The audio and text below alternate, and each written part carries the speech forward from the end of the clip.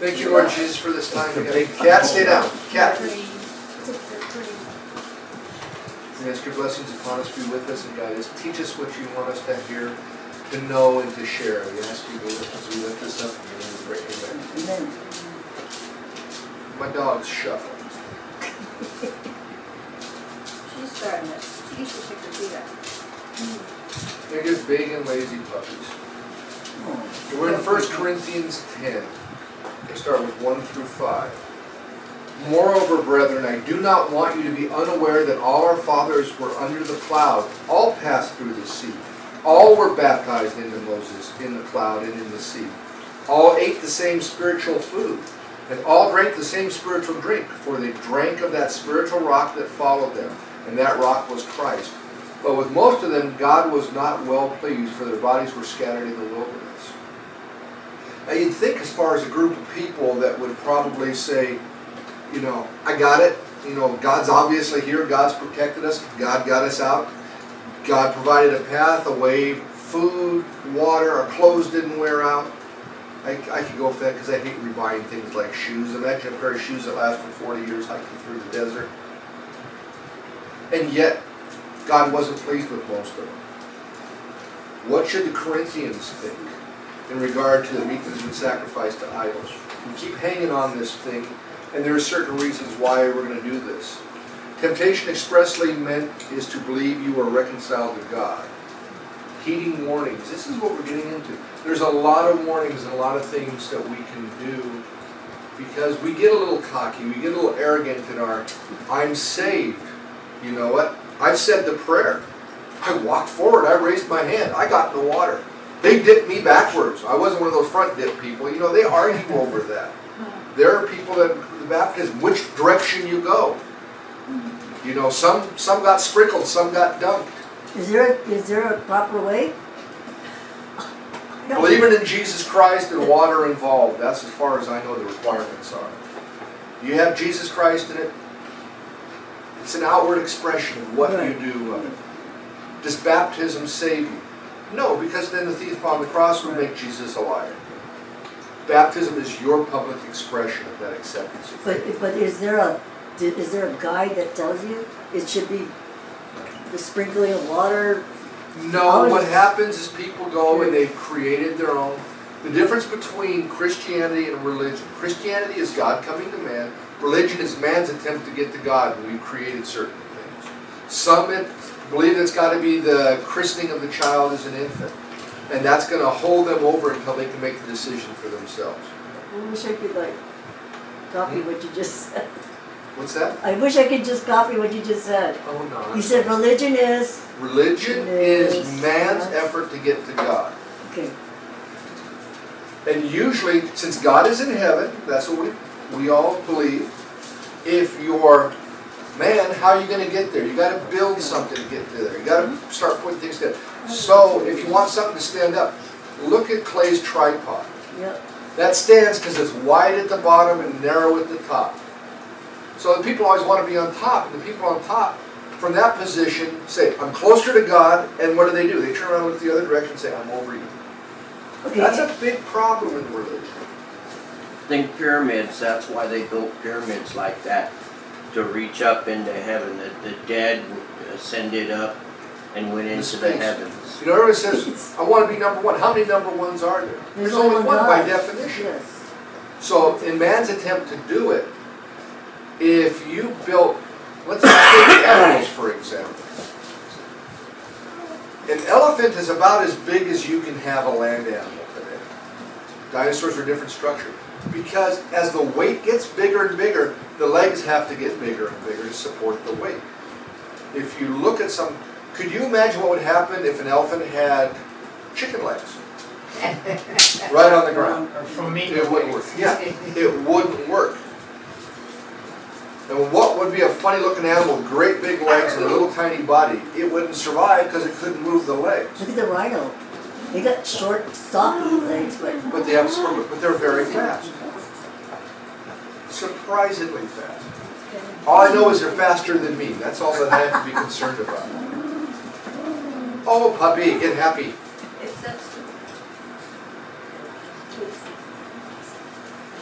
God's principles from 1 Corinthians 8.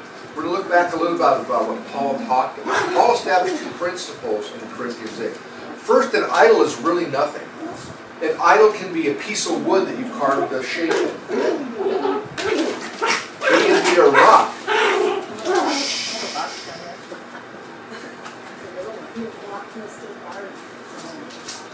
It can be, you can carve it out of stone. You can form it out of plastic. You can form it out of metal. It can be your car. It can be your, whatever you want to set up as your idol. It's really nothing. And second, for the Christian, love is more important than knowledge. It's more important that we love each other than we say, I read 7 verses last night. And the other guy says, well, I read 8. I'm holier than both of you. I read 16, because that's more than the 2 of you put together. That's not what it's about. It's always about love. We can't use our supposed superior position of knowledge or time. I've been a Christian since I was 12. Well, I've been since 11. Our goal is not to try and tear each other down, but to bring the family together. Cat, give her some space, please. So Paul expressed those. In 1 Corinthians 9, Paul showed us how important it is to give up our rights. Can we eat the meat that was sacrificed to the idols? No. Yes. But if it's going to cause a problem for somebody else, we give up that right. We have the power to do certain things. We have the ability to go out and do things and still be in line with Christianity. But what if it stumbles somebody else? I can go to this place, but that was a stumbling place for the other Christian. So if his problem, maybe his issue was hamburgers. He used to be 500 pounds because he ate 25 hamburgers a day. If I'm going to have a meeting with him, we're not going to Burger King. We're not going to the Habit or McDonald's. That's not where you meet that person. You don't bring them to their point of temptation and say, I have the power over it, and stumble them. That's not acting in love.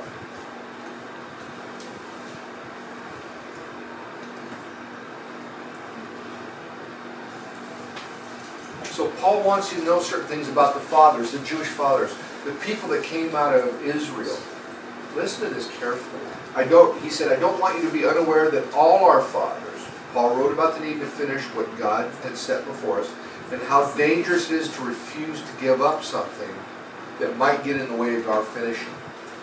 I'm going to be a Christian, but I'm hanging on to this little bit of the world. I'll let you clean out my house, but not this closet. That's my hidden closet. That's where all my stuff is that I don't want you guys to know about. I'm going to hang on to that stuff. It's dangerous to give it up. He will use the Israeli experience in the Exodus from Egypt to illustrate the principle. Think of everything that Israel got when they left Egypt.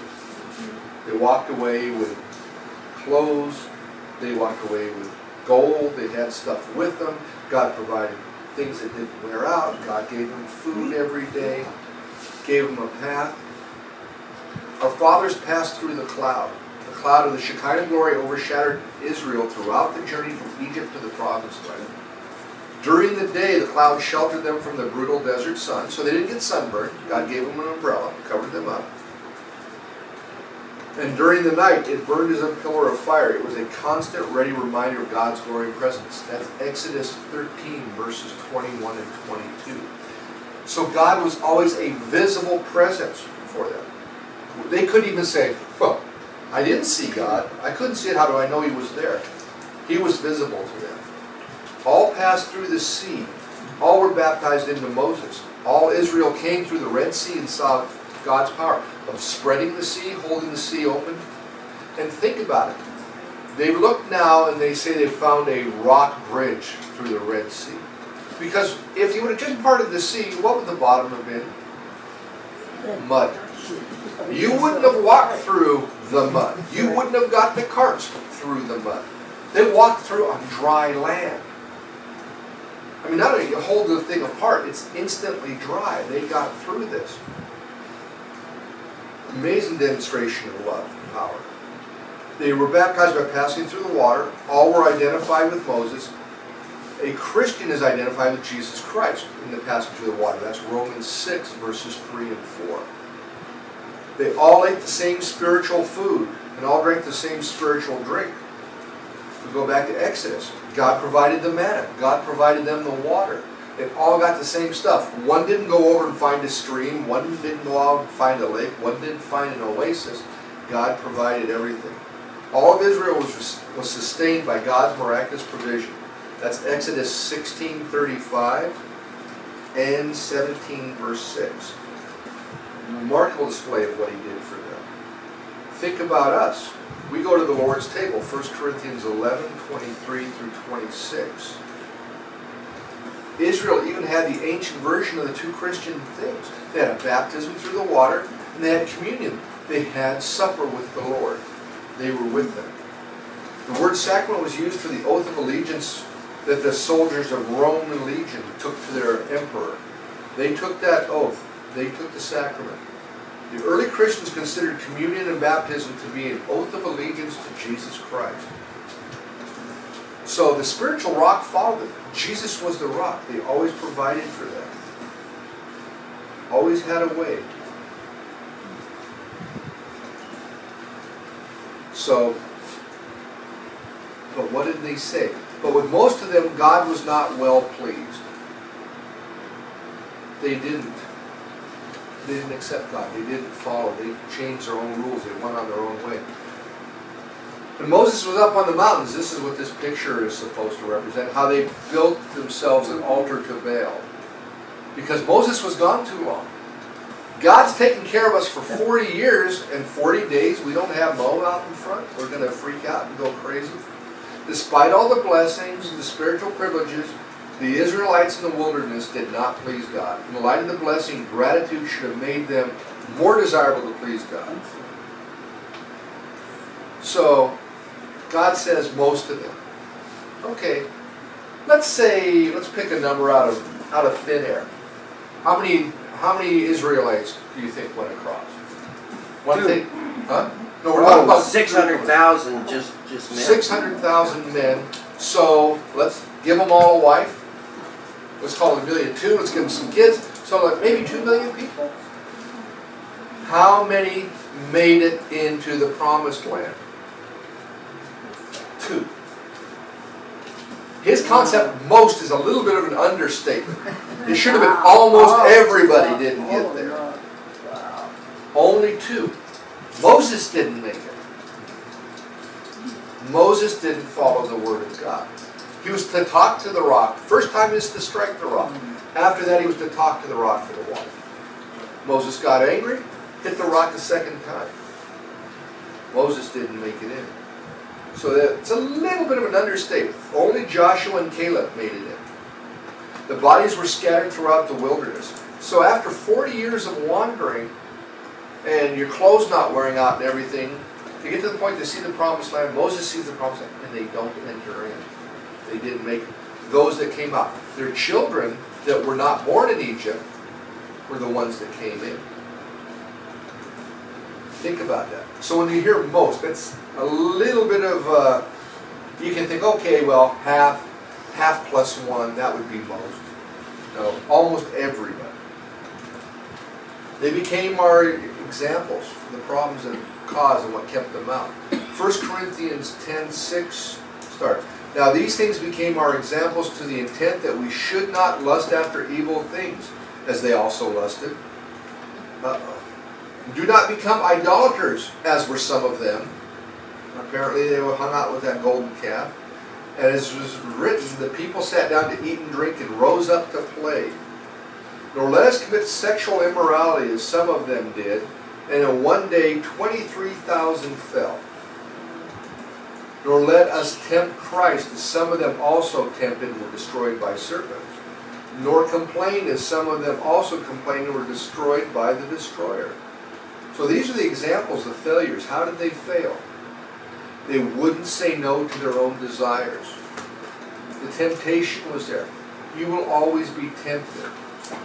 Saying no to the desires, that is what we're called to do. The Corinthian Christians insisted on eating the meat sacrificed to the idols, even though it led other Christians to sin. Well, we know it's nothing. We know they're just idols. There's a nothing. We can eat the food. Besides, it's cheap. It may have been good.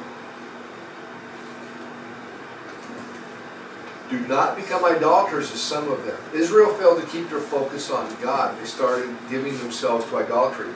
Exodus 32, 1 through 6, and Numbers 25, verses 1 through 3. Some of the Corinthian Christians not only got too close in their association with idols, they also made an idol out of their knowledge and their own rights. They looked up to their own intelligence as something that gave them superiority. Man became self-aware and thought themselves of being better than the others. Kind of little gods in their own sense. Nor let us commit to sexual immorality as some of them did. The words used were kind of extreme. What we see is they got into sexual immorality. Basically, it was a wild orgy. It was not just, looking here and there, lusting after Susie or looking at Billy and saying he's cute or this kind of stuff. It was a full-on party. It was understood from the original Hebrew to be basically drunken orgies. Just wild out. Everything goes. Forget what God said. We're going to go back. We're going to play. The Egyptians aren't going to stop us. God doesn't care because He loves us. He'll forgive us. He'll take care of us. That was their justification? That's kind of what happens with some people. They rationalize it. If all my acts are but filthy rags before God, what's the difference if I party or if I go to church? They're both filthy rags. We can't live up to perfection. So should I go sit in the church and sit on a wooden pew and listen to the guy bore me to tears? Or should I go play? That becomes the rationale. That's the thought process. This is a verse that a lot of people will use to try and say, look, the Bible has a flaw in it. It says, in one day, 23,000 fell. Exodus 32, 28. 3,000 men of the people fell that day. So, is that wrong? No. If those numbers are exactly accurate, 23,000 fell, and 3,000 of them were men, what were the other 20,000? Women. So they sit there and they try to say, look, there's a flaw in the Bible. We can't have this. Numbers 25:9 says 24,000 died, but it didn't say in one day. So 23,000 died in one day and 1,000 died the next. We can get 24,000. But these are the nitpickiness that the people say, there's a flaw in your Bible, there's a mistake. God can't be right because He can't count. And that's not what's going on. Do we know exactly, was it women, was it children, what was the grouping? We don't know. Does it matter to us? No, it doesn't matter. That was the aftermath of the gold calf incident. Numbers passage, 24,000 died from God's judgment. Many people have seized on this to try and undermine the Bible. It also says, don't tempt Christ, as some of them tempted and were destroyed by serpents, nor complain. Numbers 21 verses 4 through 9 describe an incident where in response to the complaint of the people, God sent fiery serpents among them.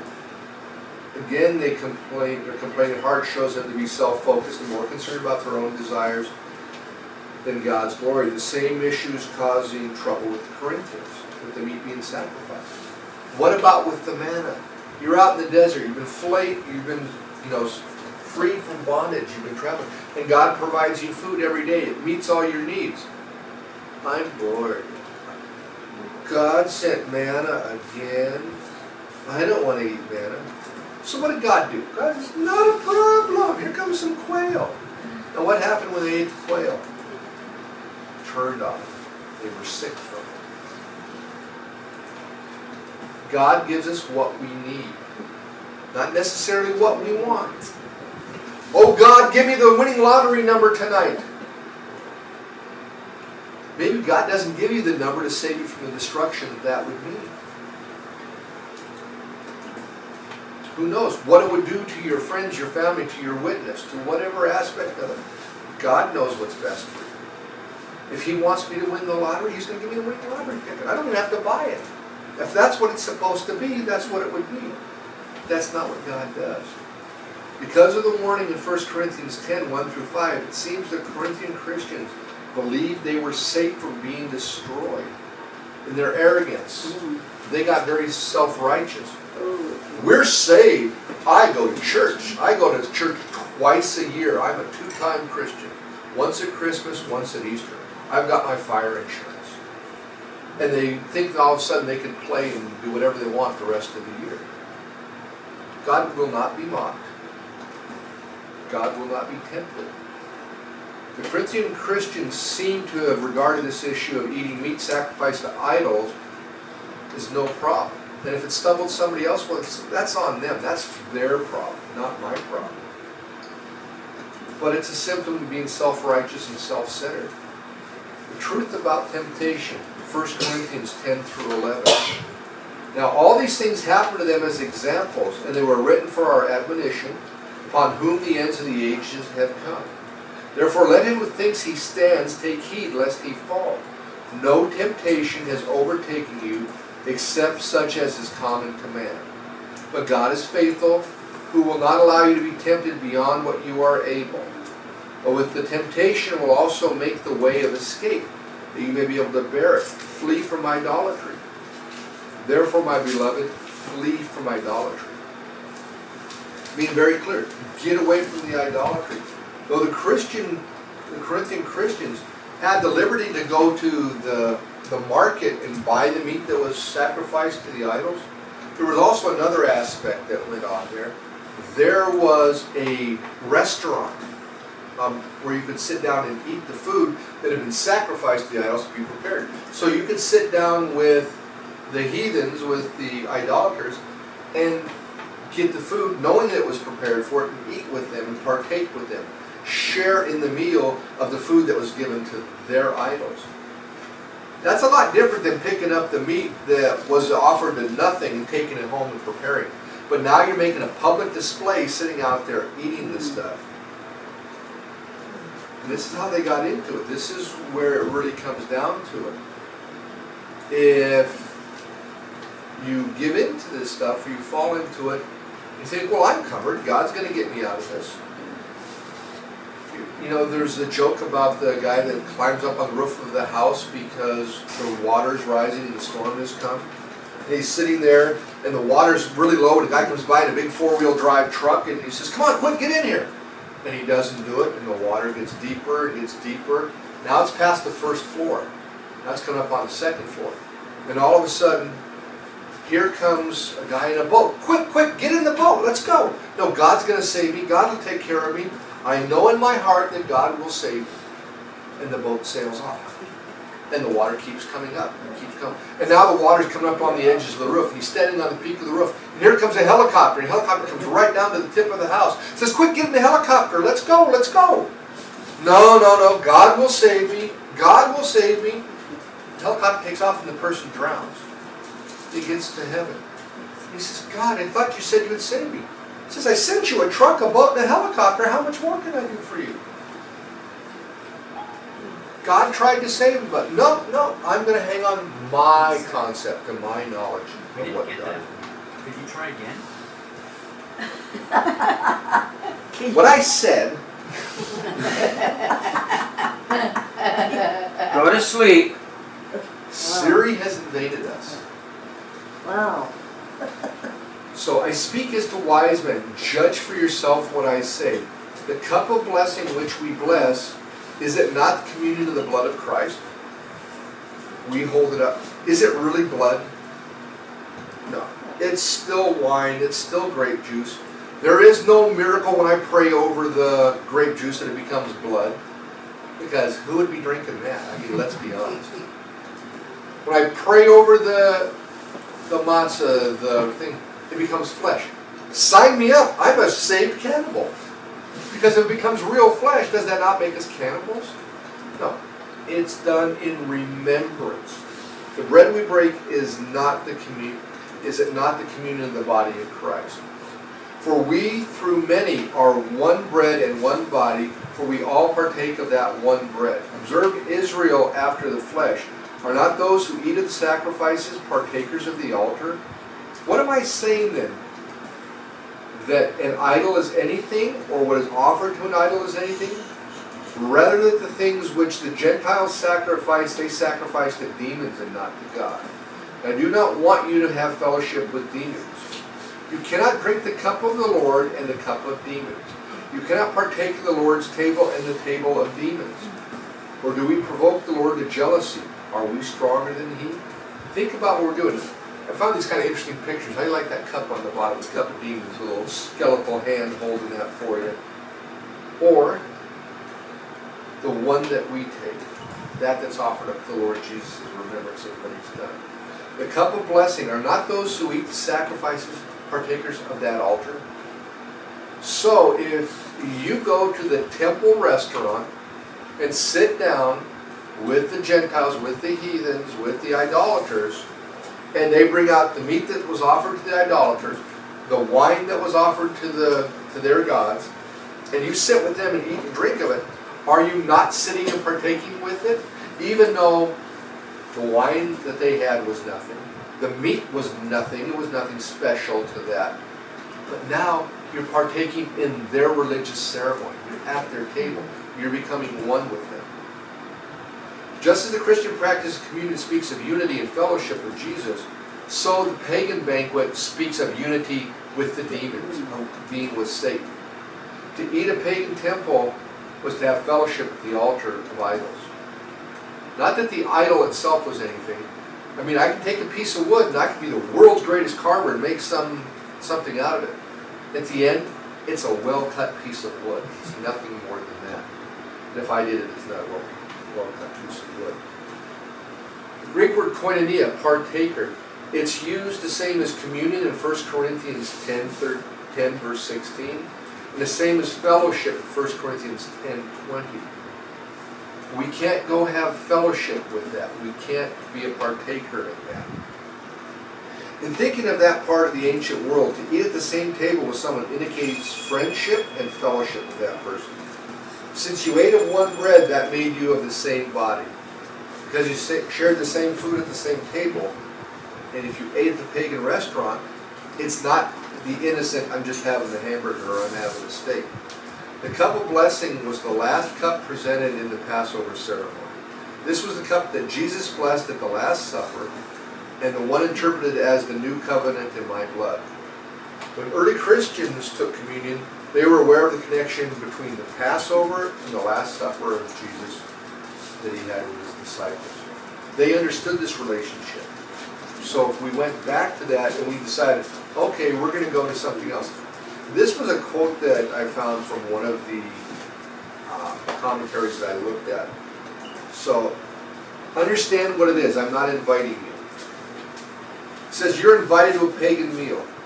The statement on one of the invites says, Charamon invites you to a meal at the table of the Lord Serapis, the temple of Serapis, tomorrow at the 15th from 9 o'clock onwards. That was actually an invite back from the day to a temple. Look at what they're saying. Come to the God, the little G God's temple.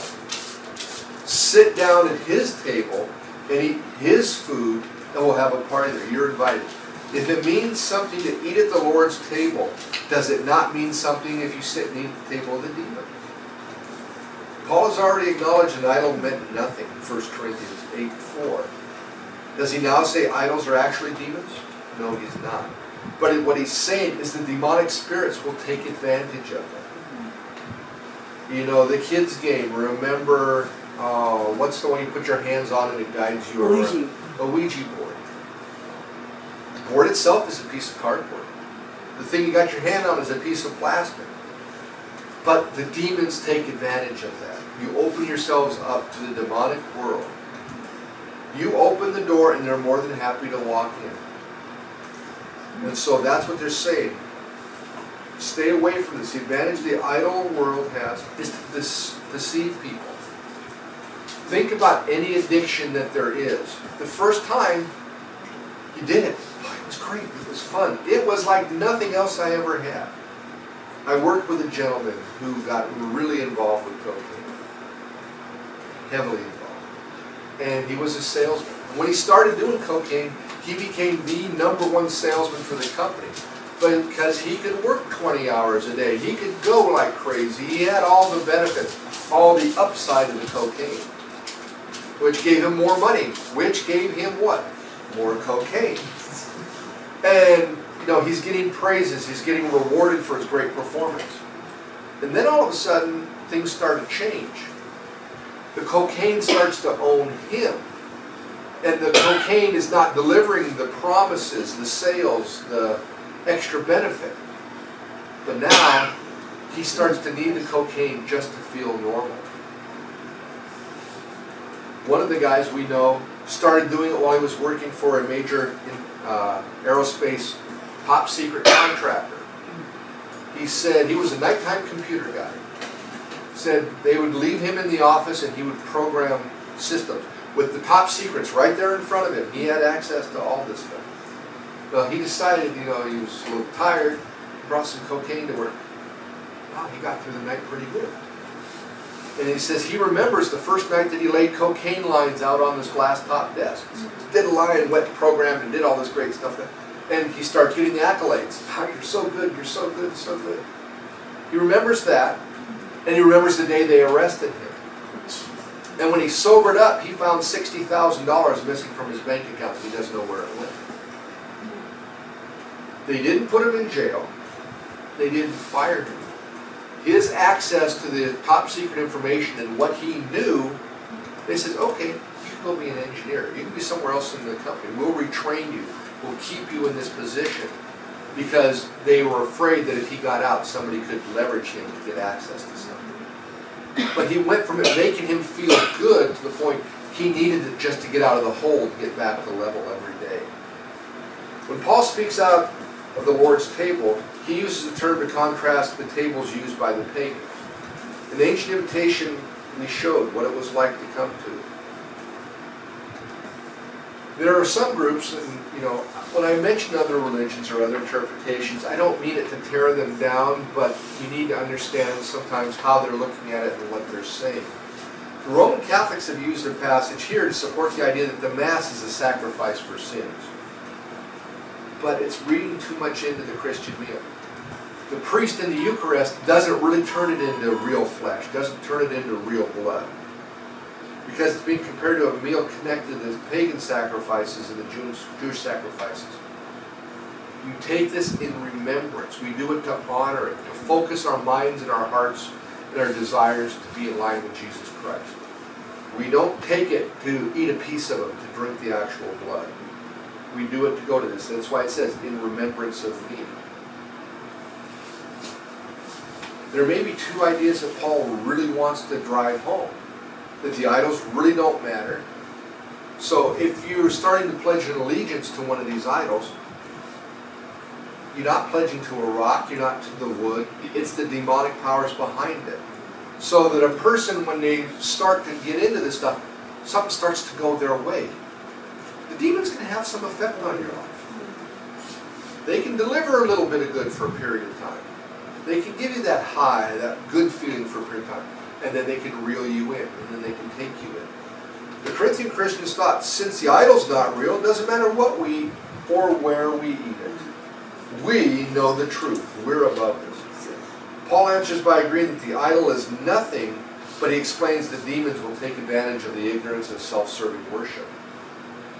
The Corinthian Christians thought, as long as we participate in the Lord's table, we are safe in Him. We got our fire insurance. We spent our time doing what we're supposed to do, and they've stepped into a fellowship with demons. By participating in the dinners at the pagan temples, they were provoking the Lord to jealousy. He has a right over all our worship. He says He's a jealous God. He's not going to share you worshiping a demon or worshiping an idol. To save you, He may bring you home. So think about this, what it's like to share your desire, or this intent. If I put my hand in the fire and I would say, I'm not going to get burnt. It's not my intent to get burnt. And I reach in there and I touch something. Do I get burnt whether I intend to or not? I've reached in the oven to pick out some food, to pull out a plate, and the pot holder slips or something spills. I didn't plan to burn myself, but it happened. Excuse me, that, I can remember growing up, it resonates so much in my head. My mom, because I would say, that was not my intention. And she would say, hell is paved with people with good intentions. Right, the road to hell is paved with good intention, that's true. Or let's take it to, since the idolatry and the sexual sin was such a big thing, let's say a man's dating a woman. We can all understand that situation. And they get real serious about the relationship. How does it go over well when the guy says to the first woman, well, I'm seeing somebody else, but I'm still giving you attention? That doesn't play real well with most women I've ever met. It doesn't play real well with the guys that I've met. One of the things that, because of what we've done, I get the pleasure of going to court. Not a good place. Until you go to appeals court. Appeals court, especially on criminal day, is like the Jerry Springer show. You never know what anybody's going to say. Lawyers say the dumbest things. Bill Cosby and them, and they can forget that. Kids say the darndest things. They should have a show that said attorneys say the dumbest things. One particular case, this guy was representing this man who was accused of murder. Hispanic man, had a girlfriend, and she got herself another boyfriend. The new guy didn't know anything about the first guy. The first one finds out about the second one. She says, he attacked me. I'm innocent. I'm innocent. So the first guy, being real understanding, takes this guy at gunpoint, zip ties his hands and legs, has him on the floor in the laundry, and puts a gun to his head. Says, you got 2 minutes to tell me what's going on, or I'm going to let you have it. And this is what the judge lays out. And the attorney for the guy that shot him says, Your Honor, he didn't say he was going to kill him. The judge leans forward over the thing and says, picture yourself hogtied, laying on the floor, and somebody's got a gun to your head and says, I'm going to give it to you if you don't give me the answer. What do you think he's offering? You may not intend this, but we're not going to take that. We can't split the jealousies. We can't say, well, we don't think that's what it means. That's what it means. It is what it is.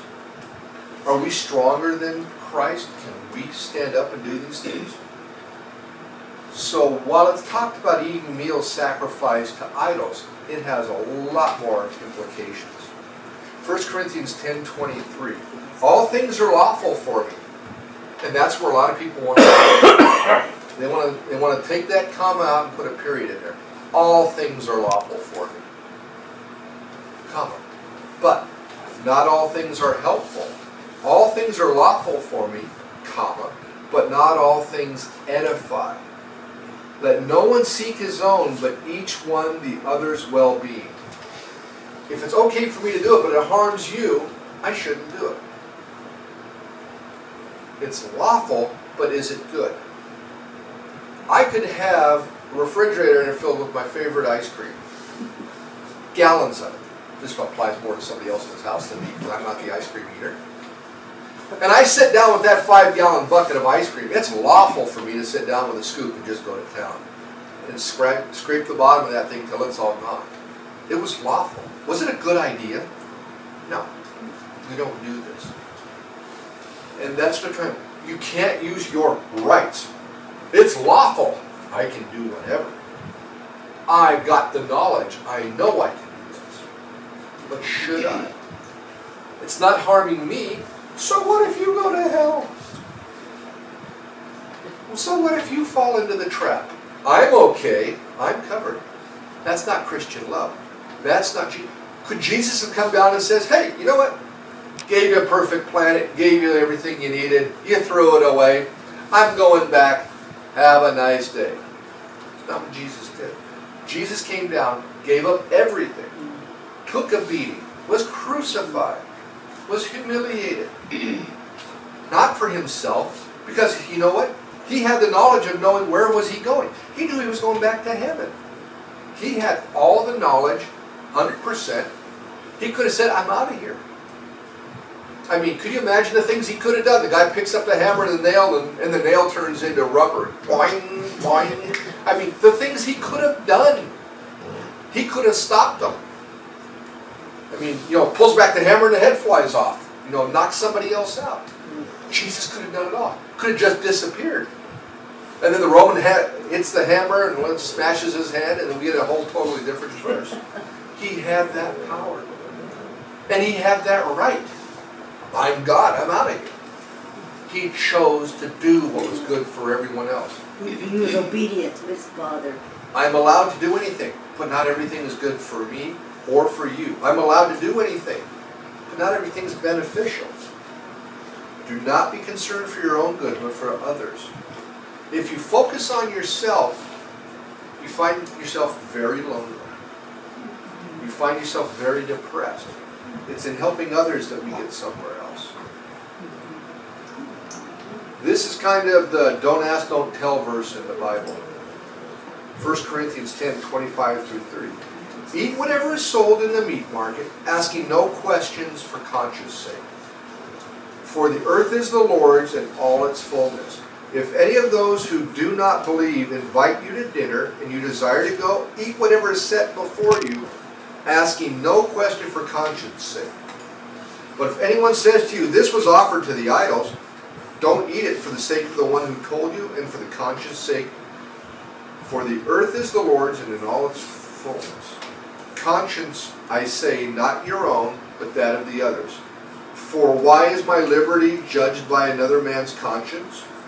But if I partake with thanks, why am I evil spoken of for the food over which I give thanks? So you can go to this person's house and he bought the meat from the idol. You don't ask about it. He bought the meat. You don't ask where it came from. And you sit down and eat it, that's fine.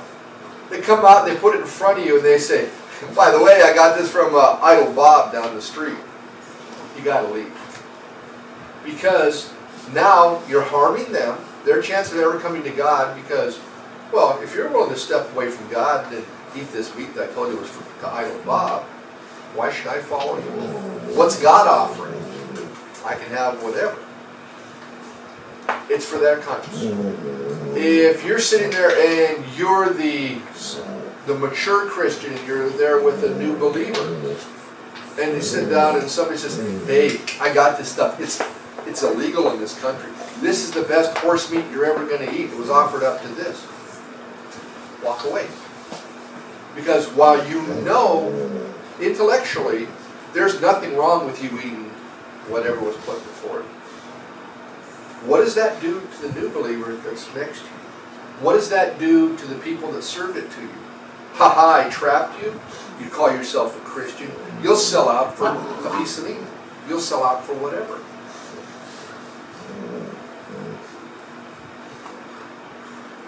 So they've given it to the demons. We don't want to fall into that trap. It doesn't matter what kind of price discount they give you or whatever. Once they tell you that it was sacrificed to You're a out of demon, there. yeah, it's because, well, that settles that. So ask no questions. You're at the butcher shop. There was a place I used to go to with a client down in Placentia, and the restaurant was owned by a Palestinian, and they served halal meat. They didn't tell there was anything else. We found out about that later. But he made a thing called a spicy burger, and I love the spicy burger. It's a hamburger and jalapenos, chipotle mayo. You bit into it, you knew you had bitten into something. There was some heat to this, and I really enjoyed it. And so we're sitting down there talking one day, and they were putting the railroad through, so I was going to help them with some legal stuff to help them deal with that. And he starts talking to the gentleman that's with me who's into hunting and that. He says, hey, you want to go with us? We're going to go hunting pigs. And I'm thinking, okay, that's weird for a Palestinian, for a Muslim to go hunt pigs. He says, yeah, we're practicing to shoot Jews. I was at the restaurant. I was gone. He said that. He thought that was an acceptable thing. The moment that I found out that this was being offered, this was something in a form to idols, to demons, gotta go. Never went back. Never did another thing for them. But some people will be that blatant. So, this is the don't ask. If it's done and they offer it up to you, that's fine. But when you have that knowledge, you need to walk away. This was directed to the Corinthian Christians who had the consciousness of the idol, and their consciousness being weak, it's defiled. Paul says, don't even ask. You don't need to know. And I couldn't pass up that picture of the flood. How cute. Rationalization. This is how we get ourselves into it. I like the cartoon. The woman's sitting there reading the paper. The husband comes up behind her with a big hammer. He says, there's a fly on your head, honey. Because there's a fly on her head. Does that approve of him bashing her head with a hammer? I was just trying to get the fly. Rationalization is a process of not perceiving reality, but of attempting to make reality fit one's emotions. I can give you a reason why it's okay to do what I'm doing.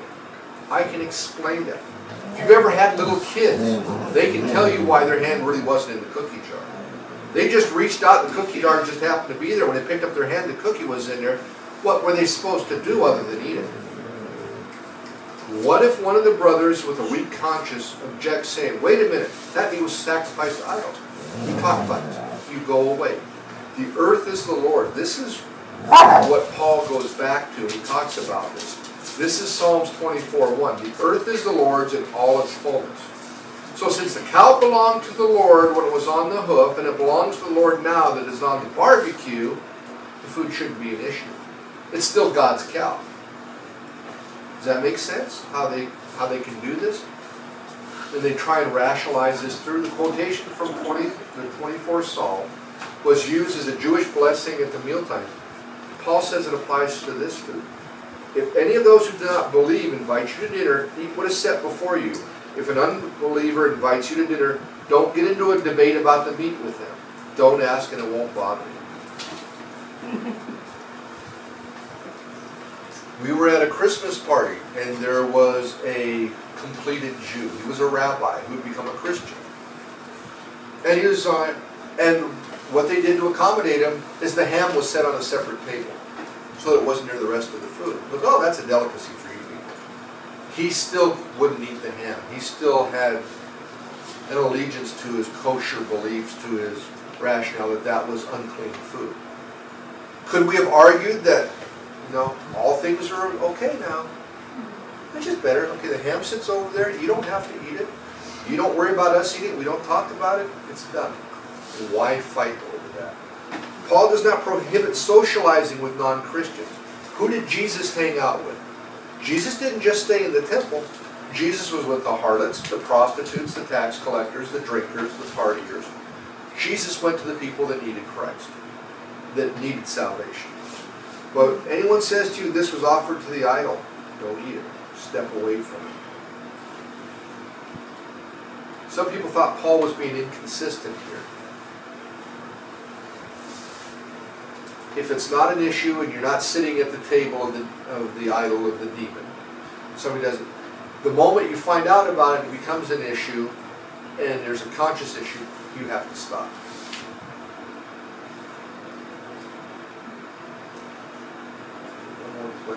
This is out here. Therefore, whether you eat or drink or whatever you do, do it all to the glory of God. Give no offense either to the Jews or to the Greeks or to the church of God. Just as I also please all men in all things, not seeking my own profit, but the profit of many, that they may be saved. Do it all to the glory of God. If you're doing it to the glory of God, you can't say, well, I'm going to sin to the glory of God. I'm going to get so drunk that God will have a great thing of telling everybody how I was redeemed from that. We're not to that. We're to give no offense. There was a very popular Christian teacher that was on the radio. And everything I'd ever heard from the man was spiritually right on. There was no question about it. What ended his ministry was him, his wife, and another couple. There were photos of the four of them in a jacuzzi together naked. And they claimed nothing ever happened, other than the fact that they all got into the pool together without clothes. Could he have been telling the truth? Yeah. Yeah, he could have been. Could he be out publicly with that story and stand up and say, I'm your spiritual leader, I'm going to show you the way to God? He destroyed that ministry. Was it okay for him to be in that position? No, because it harmed other people. Did he commit adultery? We don't know. I have no way of knowing that. God knows. They know. Maybe the guy with the camera knew if he stuck around long enough. Don't know. But while he had the ability to go out and do that, you had to go out, it was wrong to do so. He stumbled a lot of people. One of the fastest growing pastors from Calvary Chapel. Young guy, everybody liked him, very popular, very good teacher. And all of a sudden he found somebody else more interesting than his wife. Bob Coy. I'm not saying. But a pretty good guess. He stood up and he left the position. He admitted he was wrong. But again, it blacked the eye. It was a stumbling block. Paul is not talking about offending the legalism of others. Paul had no problem stepping over legalism. Galatians 5:11 through 12. Paul would tell you about that. When you get your holier than thou on, there's no problem taking that down a notch or two. When you sit there and you want to say that, well, we have to be a church from this time to this time, it has to be this way, you have to dress a particular way. Is this our Sunday best? I got some stuff that looks a little better than this in the closet. That's not an expectation. Jesus said, clean up, put your very best on before you go to church, right? But isn't that the teaching of many people, many churches, many beliefs? Jesus says, come as you are.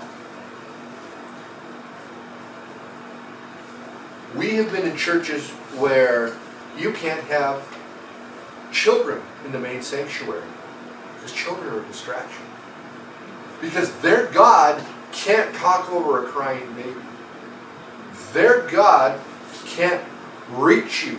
The Holy Spirit cannot touch you if there's a kid sitting next to you that maybe he's fidgeting because he's 4 years old and he's been sitting for an hour and a half and the pastor won't shut up. That's going to keep you from God. Can you imagine a church that would let dogs in? Can you imagine in some of the South American places we've heard chickens and pigs walk through the building that they use? If your God is so small, He can't get past those distractions, what's He going to do for you when you really need Him? God can reach you where you are. Paul's desire regarding the men was that they should be saved. More often than we think, low conduct in Christian living is connected to little regard for the lost. If I don't care about the people on the outside and I'm not trying to do something and stand out, as we've said, you may be the only Bible they're singing. If you're up, if you're rolling around in the mud with the pig and you're all covered up, can I tell who the pig is? Think about that. If you know anything about pigs, you don't want to be in the mud with them. It's kind of a good place to be. And with that, we're going to close. But look at this closing thought. Bible doctrine of aids. An aid is a lawful, helpful liberty. 1 Corinthians 10:23. Command, glorify God and cause no offense. That's 1 Corinthians 10:31 through 33. Cause no offense. Take that to the medical profession. Do no harm. Lawful to eat meat, but not always helpful. But not always be an aid in glorifying God without offense. I mean, we all can sing the Oscar Mayer Wiener song, right? But would we be eating, can you imagine, I got myself an idle hot dog. They sacrificed it to a demon true. I mean, wouldn't that be the same kind of craziness? It's not what we're supposed to do. It's to help, and our obeying God is to reveal His will and to show it to others. We ask your blessings upon us, Lord Jesus. We ask you to be with us. And to make us aware that you're with us every moment of every day. It's okay, we can watch it in a movie and see the little red devil on the one shoulder and the little white angel on the other. Think, well, that's a cutesy thing. The demon's going, go ahead, do it. The little angel's going, Bobby, Bobby, no, don't do that. I kind of think the angel, if that were even true, is going to be a lot stronger. He's not going to be the Bobby, no. He's not going to be the little wimp. He's going to stand on the truth. He's going to stand out. Jesus, we need to know that when we get in that car to go do whatever we're going to do, you're in the passenger seat. When we go to that location, and we go to that hotel to do whatever we're going to do, or we go wherever to commit whatever sin or party we think we're going to do, that we invited you to go along. I mean, could you imagine what it'd be like if you opened the door to go into the orgy, and they go, who's that with you? Oh, this is Jesus. This is the creator of the earth. This is the creator of everything, heaven and God and everything here. I brought him with me. Would you do that? Would you take them to that place? Would you introduce him? What would they think of you? We ask your blessings upon us, Lord Jesus.